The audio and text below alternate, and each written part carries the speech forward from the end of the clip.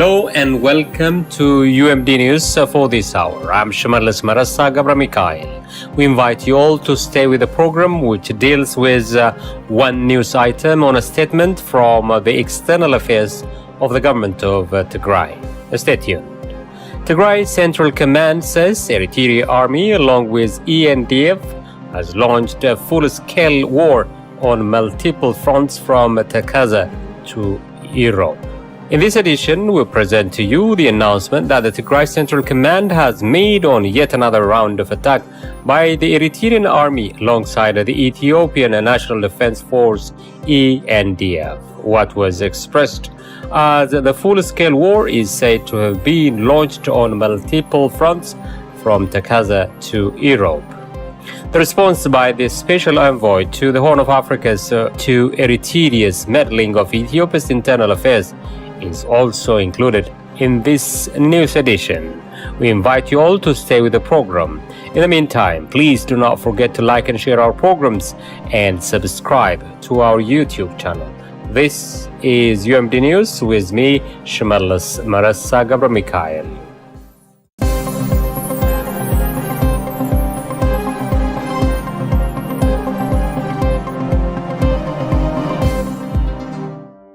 Tigray Central Command says the Eritrean Army, along with ENDF, has launched a full-scale war on multiple fronts from Tekeze to Irob.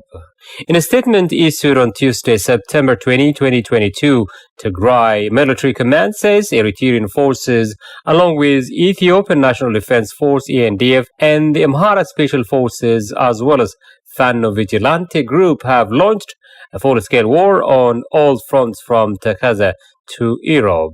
The command stated the Ethiopian National Defense Force, Eastern Command, and most parts of Northwestern Command, 3 commando divisions, as well as thousands of Amhara forces and Fano Vigilante Group have joined the Eritrean Army in the attack.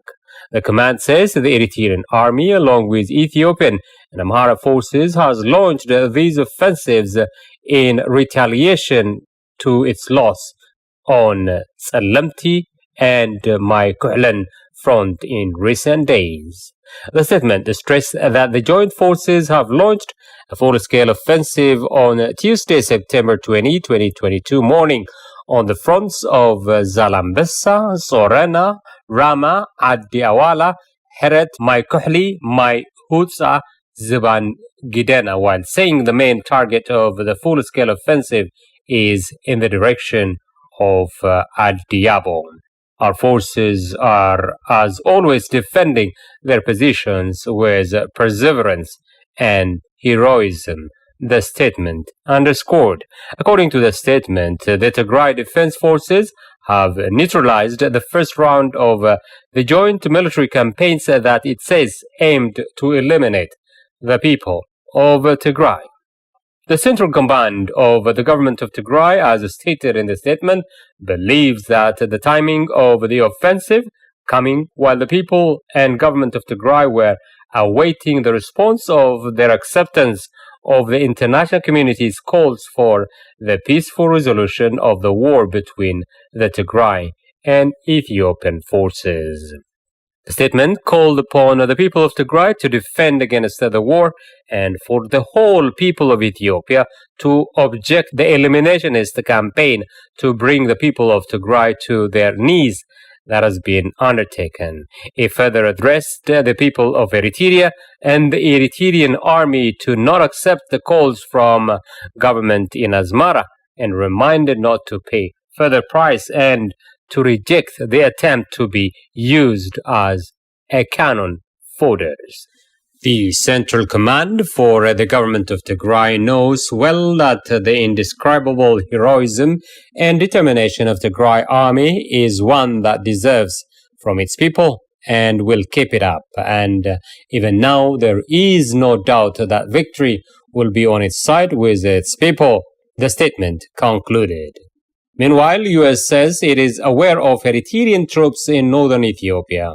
According to Reuters, the United States Special Envoy for the Horn of Africa said on Tuesday, September 20, 2022, that the United States was aware of Eritrean troops crossing into Ethiopia's Tigray region and condemned it.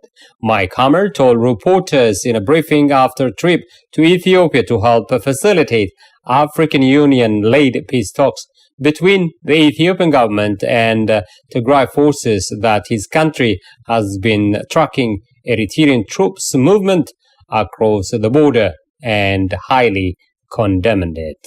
He said, all external foreign actors should respect Ethiopia's territorial integrity and avoid fueling the conflict. Eritrean Information Minister Yemane ገብረመስቀል did not immediately respond to requests for comments. Well, dear viewers and listeners, with that we come to the end of the news for today. You've been listening to the news from UMD Media. This has been UMD Media News with me, Shimelis Marassa Gabra Mikhail. Thank you for watching and have a good one.